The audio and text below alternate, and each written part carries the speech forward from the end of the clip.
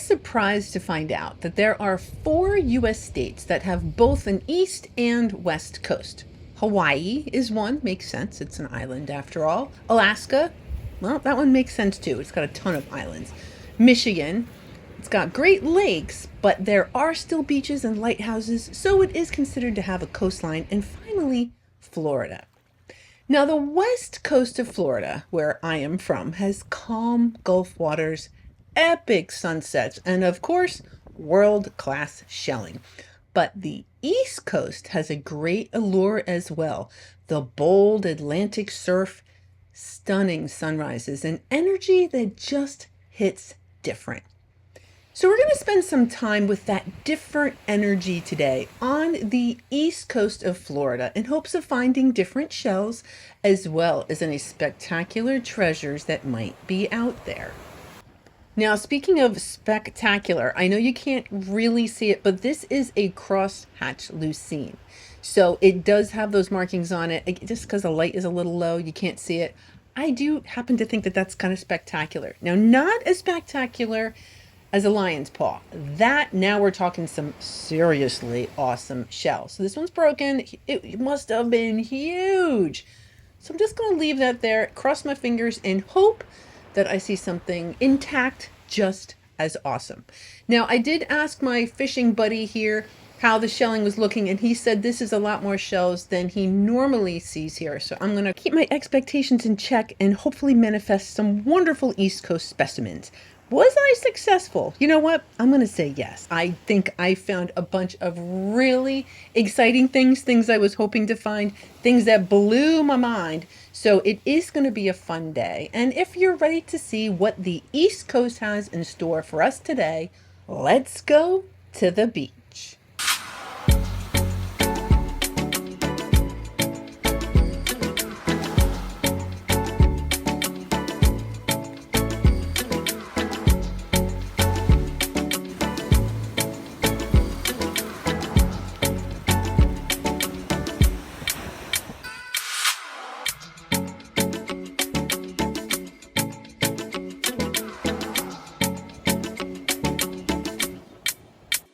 East Coast shelling. Oh, I love it because you find things that I know exactly what it is, like this turkey wing, but then there'll also be new things. So I do love changing it up. Coming over here, oh, a spectral bittersweet.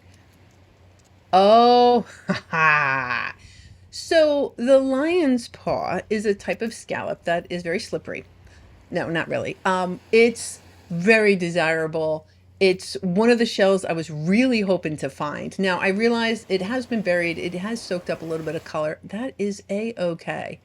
So turkey wing, spectral bittersweet, and a lion's paw. So already off to a fantastic start. All right, well, did I manifest that? Maybe just a little bit. Oh, really happy with that. So a couple of great finds, off to a great start. Let's see what else might delight me. All right, this, to me, it just looks like a lady in waiting Venus clam, but it's massive. I mean, they do get to be about an inch and a half big, so that might be just like maxing out, but that's huge. So lady in waiting Venus clam, it's kind of fun. Oh, that's a piece of a helmet. And I'm not good with helmets because I've never found them. I would be guessing. I'm going to say queen helmet. It's a guess. I don't know. And some of those white shells, I'm figuring stuff out. So the wheels are turning. Here, I kind of have an idea what's here, but some things are definitely going to stump me. Now, I did get up really, really early because I did want to hopefully catch the sunrise. So we will catch the sunrise. We'll see how much we're going to be able to see behind those clouds. Oh, it's really pretty. So me and the fisher people are here. I didn't see too many other shellers out. So I kind of have the place to myself, kind of, sort of. Oh, another piece of lion's paw. Look at the color. They're so beautiful with those like blister knobs. Yeah, those are really cool. I'm going to keep that anyway, even though it's broken. Oh my gosh. All right, I'm going to grab this turkey wing just because it's here. But I am blown away. Would you look at the size of that bubble? Yeah, I gotta go wash this off. I've heard they're bigger. Oh, it's so big. It has a kitten paw in the aperture. Holy smokes. So yes, an adorable little turkey wing. That's fabulous. Don't want to forget about you. But that bubble. Oh my gosh. How did I never find one before? Oh, it's so cool. Now, why am I freaking out? Let me show you why. Because the ones I normally find on the left, it's cool. It's a Striate bubble. Very cool. But the one on the right, that's the one I just found. Holy cow, it's huge. So I'm really having fun with that. And while we're here talking about bubbles, guess what? They glow. So yes, under UV light, they glow. I figured since I had this massive one, it'd be a great opportunity to just remind us, oh, that's so cool. So very happy. It might be very common too. I don't care. I love it. My new Striate bubble. And the sun, yeah, just trying to peek out from behind those clouds. We'll see. I'll keep an eye on it. We'll keep checking back on that. Oh, look at that. I don't know that I've ever found a pink shell like this over on the East Coast. Well, that's a large Strigilla. Well, isn't that cool? It's like an East Coast rose petal talon. That's literally what it reminds me of. Oh, that is neat. So pretty little pink Strigilla. Oh, and a green star shell. Yeah, I have yet to find one that was really worth writing home about. But that's what I'm pretty sure what that is. Like I said, I've never really, well, I mean, I found pieces maybe. So I'm thinking that's a piece of a green star shell. Still kind of cool. I'm likely going to hold on to that just as like a placeholder in my collection until I can find a good one. Yep, having a great time. It's always kind of a gamble. You know, you set your alarm for 2 o'clock. You kind of hope, oh, pretty. So I did get here because I did want to see the sunrise. If I'm going to drive across the state, might as well come over here in time to see that, right? All right. Back to the treasure hunting. Yep. Let's see. What is going to be our next treasure? Oh, yay!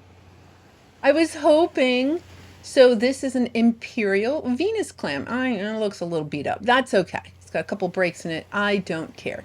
An Imperial Venus clam. It's got a couple nicknames. It's also called a wedding cake shell, or apparently Pawleys Island shell. Apparently in South Carolina, there's an island that has a couple of those Imperial Venus clams.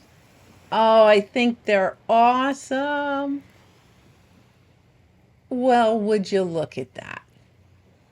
How the heck did you survive and make it all the way up here, you adorable little sand dollar? I'm not sure, but I'll put you in my delicates container, which I do bring with me just in case. Aw, cute. Oh, oh, a Mexican talon. Oh, very cool. The sand on the East Coast is so dark. Yeah, really cool Mexican talon. Now, we did find a couple of those over at Lover's Key last week, so apparently you can find these on either coast. Although, to be fair, I think I had some help on the West Coast with the dredging. But anyway, that is a Mexican talon. Very cool. Oh my gosh. Oh, it's perfect. No, it's tiny. That's okay. We're definitely going to wash that off. Yep, sun's up pretty proper at this point. Oh my gosh, another lion's paw. And this one looks like intact. Believe me, I had an iron grip on it. Oh, it's gorgeous. All of those little blisters are intact. I don't know what else you would call them. Oh, it's so pretty. So a beautiful lion's paw. Aww. Doesn't take much to make me happy, and I'm just like over the moon right now. So here we have, I believe, is a leafy jewel box. There's a couple kind of jewel boxes. The leafy does have that bright, like almost like fluorescent yellow coloring. Oh, speaking of coloring, look at this. Oh, that's so cool. I kind of like them. So there'll be shells that are buried and they kind of take on different colors, black being one of them. So a very, very black little clam and a very pretty, I think that's a leafy jewel box. Oh, another one of those large Strigillas. Very cool. Yeah, it really does. That pink is almost the same color as a rose petal talon. So the rose petal talon of the East Coast, the large Strigilla. Adorable. So I think we're looking at just a little calico scallop. I feel like there's more opportunities over on this coast. I'll be doing a lot of comparisons just because I'm normally on the West Coast. Over here on the East Coast, oh my gosh, there are treasures that you just do not find on the West Coast, like Scotch bonnets. Oh, yes. Oh, I'm so excited. It's beautiful. And it's not broken, so I don't even have to go, oh, it's okay. Oh, it's perfect. Yep, we're going to make the trek down to the water, wash this off. So I get to find a Scotch bonnet and a lion's paw on the same day. Oh, man. So, yep, these are the trips that I love. So a beautiful Scotch bonnet. All right, now, all right, where there's one, there could be more. So I got my eyes peeled for all sorts of different treasures. And like I said, I don't have a lot of competition. There was other people out walking, fishing, but nobody really beach combing. All right, here's a pretty decent looking, I wouldn't say pile. It's not very tall. It's a smattering. Oh, the incongruous arc. Those are also seashell, relatively not common. I can't seem to find them on the west coast of Florida. All right, you know what? Let's get down there. Let's really kind of see what's going on here. So it's a lot of mostly broken. There'll be some of the smaller arcs, very rounded, soft things. The beach here, the ocean, really kind of softens the shells a little bit more than we get on the other coast. Pretty, but I'm looking, you know, for intact specimens. Oh my gosh, like this, another Scotch bonnet. Oh, and it's intact. I'm so sorry. I'm like freaking out over all the shelves, but I don't get to hold stuff like this. Like, and even when I come to the East Coast, I don't usually find the Scotch bonnets. It's been a couple of years, I want to say. Oh, that's very exciting. Oh, that's wonderful. Another Scotch bonnet. And oh man, just the way, and it's kind of just smattered. So you never know. Any one of those shells could be a lion's paw, Scotch bonnet. Oh man, that's awesome. Imperial Venus clam. Oh, a little scaly scallop. Those have fabulous color. And they're incongruous, so also easy to kind of detect them. Oh man, I'm having a good time. But it is the beach. I think, you know, calmness is in order. So I am going to be quiet for a little while and let you all have some beach time.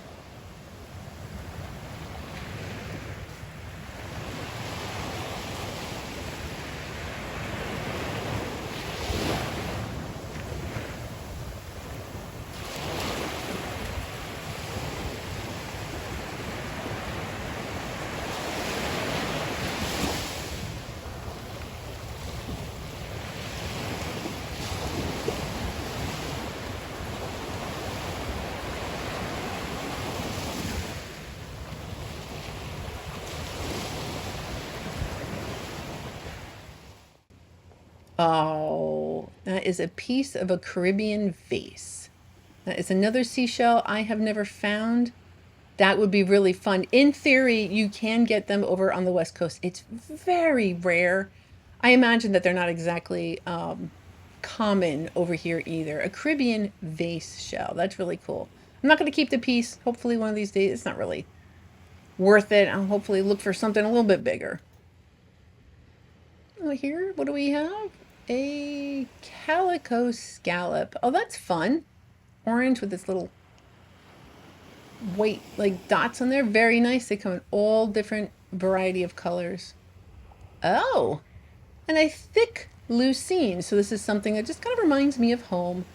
You know, it's not terribly exciting per se, but it is a lucine, and those bubbles on the bottom, that's what makes me think it's a thick lucine. It's one of the only seashells I've found that kind of has that. So a member of the lucine family. Oh, today was a really good day for turkey wings. Look at how it's perfect. Only the little ones that really get perfect. As they get bigger, they kind of get beat up a little bit. It's a cute little turkey wing.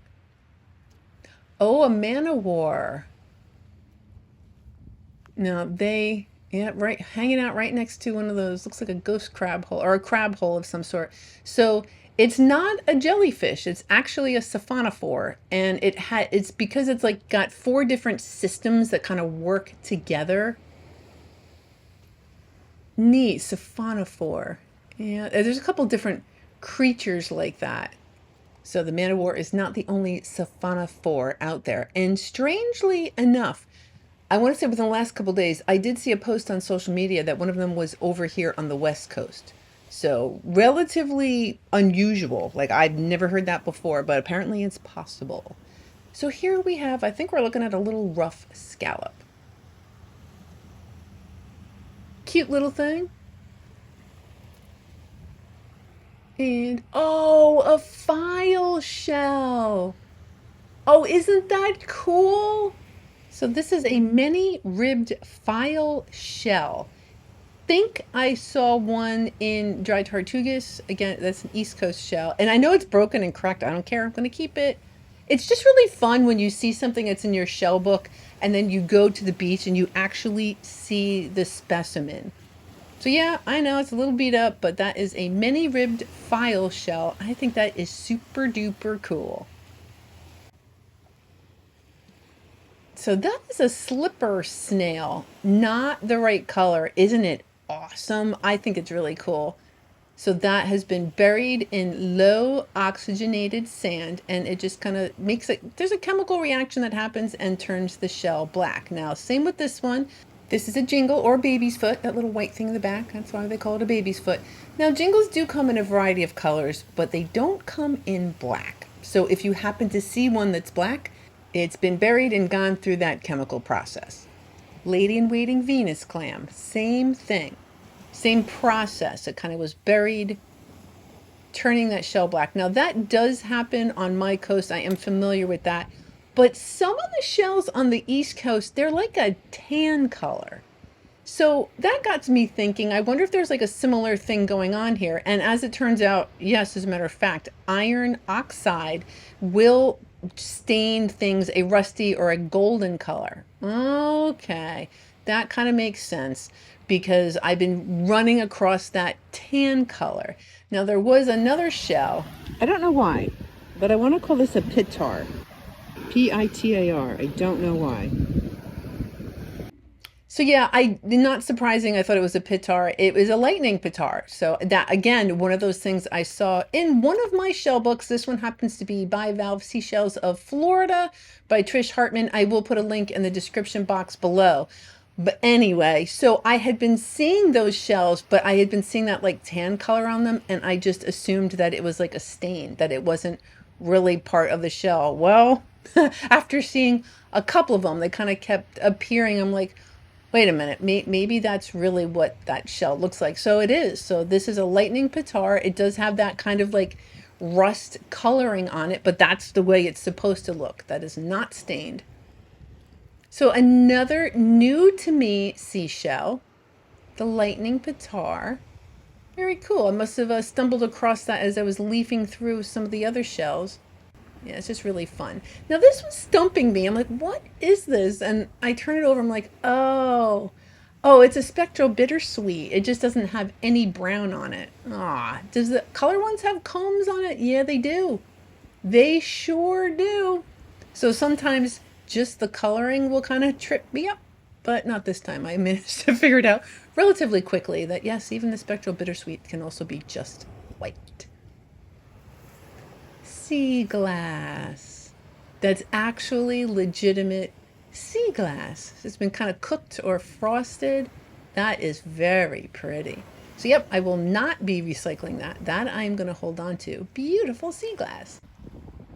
Yeah, the giant bittersweets, they're a lot more straightforward as far as the coloring. They just kind of like a bunch of zigzags on them.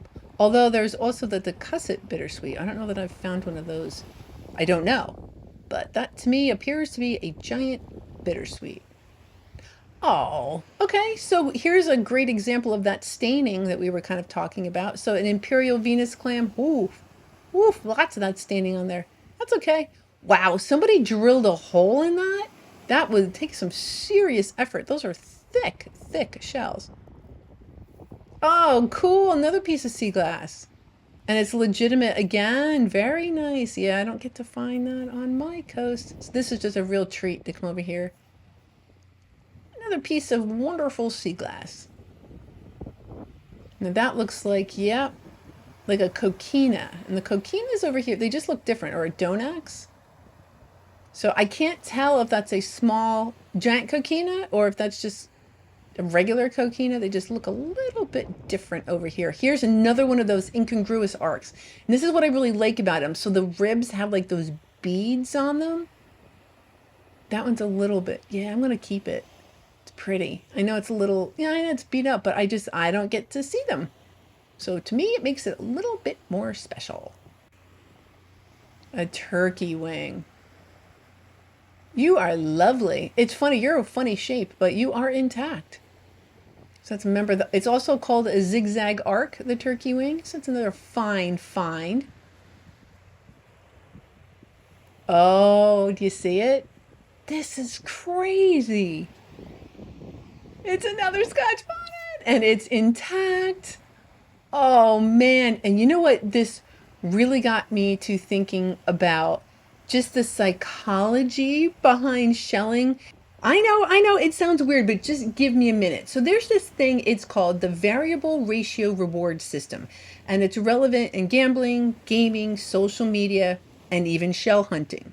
So it's a type of reinforcement schedule where a reward is given after an unpredictable number of actions or responses. So you don't know when the reward is coming, just that it might. So it's the same system that powers slot machines, lottery tickets, and yes, even shelling.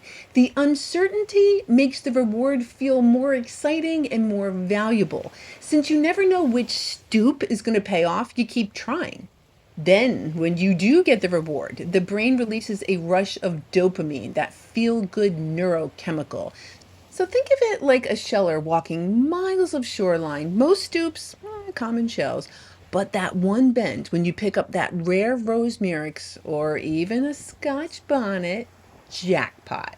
So in addition to shells being awesome, there is psychology behind there, the variable ratio reward system. That is just a piece of a mouse cone. I've never found a mouse cone myself. I know they're over here. I've seen other people pick them up, so there's just a piece of one. One of these days, I'll keep going. Because of that variable ratio reward system, I probably will keep coming back. More sea glass. And yeah, legit. Excellent. It's all frosted. Oh, very nice. That's kind of nice for a change to be picking up some of these pieces of glass, but they're sea glass. They don't have to go in the recycling bin. Awesome. Now, would you look at this? Now, I think that this is a magnum prickly cockle. It obviously is a prickly cockle of some sort. It is not a Florida prickly cockle. It is not a yellow prickly cockle. So just by process of elimination, trying to figure out, that's what I think it is. I'm not entirely convinced. I mean, like, maybe with 80% certainty, but I think we're looking at a magnum prickly cockle. More of those tan shells and a little itty bitty. It's been a really good day for turkey wings and Scotch bonnets. But, oh, wonderful. A cute little turkey wing. What is this? Just kind of interested me. Like, what is that? And then I flip it over and I'm like, oh, I know what that is. Oh, that's the Sinistra fulgur sinistrum. How do we know that? Yep, I see some of the lightning marks on there because the lightning whelk opens on the left. So that's how we know that that little chunk there is an old piece of lightning whelk.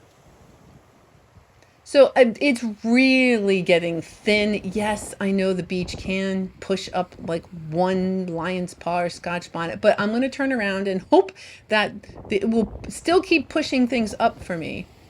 Here's a hawkwing. I've never found one. A hawkwing conch? Nope, never found one of those either. Just pieces. That's okay. I'll keep coming back maybe one of these days. So it's kind of fun even to find the pieces. Kind of feel like a detective. Like, what is this? All right, let's see what else. No mystery here. Another piece of sea glass. Wonderful. All frosted. Yeah, that was great. So East, you know, there's so many opportunities for cool stuff over here for sure. Chestnut turban, awesome. Get those over on my coast as well. That's actually a really nice one too. And yes, spectral bittersweet. I have been picking those up. I just haven't been recording all of them. So this was pretty much everything I wanted it to be. I found this place on Google Maps. That's where I do a lot of my research. I want to try to find a place that is not by a lot of people. I will recap everything at the end of the video. But here we have a striped false limpet. So it's pretending to be a limpet, kind of looks like one, but it's not. It is still a gastropod, so it is only one. Actually, they breathe air. They don't have gills, so they kind of have to move up and down the rocks so that they can breathe. Oh, another one of those large strigillas. I wonder what a small strigilla looks like. Fun little pink shell. Those are fun. Never saw those before in all my trips over here. Very cool. A large strigilla. Now the scoop, that scoop there that person has, yeah, normally those are used to get sand fleas and to help with fishing, but I have one. I use it to scoop seashells out of the surf if need be. Now I was a little surprised to see a turtle nest, and apparently this turtle made a big old mess. They weren't really sure where to mark off the thing, so they just went like this whole area, just leave it alone. And I thought, that's weird. Well, as it turns out, I checked the Palm Beach County website. Turtle season over here is March through October. Wait a minute. I looked on my coast, Fort Myers. Turtle season is May through October. So there's different seasons?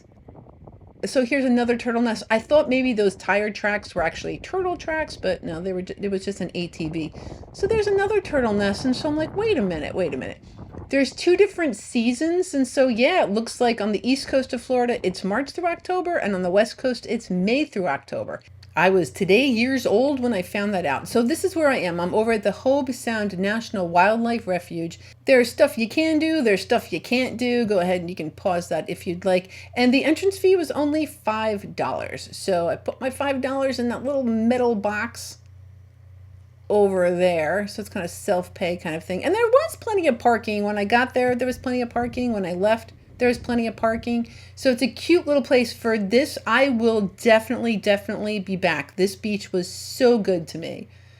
And here's what I found. So there was that little sand dollar, that magnum prickly cockle, that giant lady-in-waiting Venus clam. Looks like a cross-hatch lucine, a thick lucine, maybe a buttercup lucine, a donax, some sea glass, some mist-colored shells. It looks like another prickly cockle and a comb bittersweet. Some of the large strigillas. Those are calico scallops. There's some rough scallops below that. Then there's the spectral bittersweet, some of the white ones, and most of the ones that had a lot of differentiations on them. There's a scaly scallop, a giant bittersweet, a false limpet, a limpet, chestnut turban, leafy jewel box. Looks like there's some oysters in there, a Mexican talon, the lightning pitars. And did I mention turkey wings? And then we're going to slide over to my favorites, was the giant bubble, those Scotch bonnets, the Imperial Venus clams, a couple of those green star clams, that file shell, the lion's paws below that was outstanding. Yep. And then I'm going to give an honorable mention to those incongruous arcs, just because those are kind of, for me, they're just kind of cool. That was so fun. You know what was actually even funner? I went to another beach after this. So after this, I didn't turn around and go home. I went to another beach. I stayed overnight, and then I went to more beaches the next day. So we have a couple of weeks of East Coast shelling coming up, which is just great for me. I can pull my books out and I can do some research, and I am so thankful for my Patreons. Thank you so very much for considering and actually monetarily supporting me. And everybody else who watches, thank you so much. All of it counts and helps me kind of push things along on this little journey that I'm doing. So next week, we're doing some more East Coast beaches. I hope you have yourself a great week, and I'll see you again next Sunday.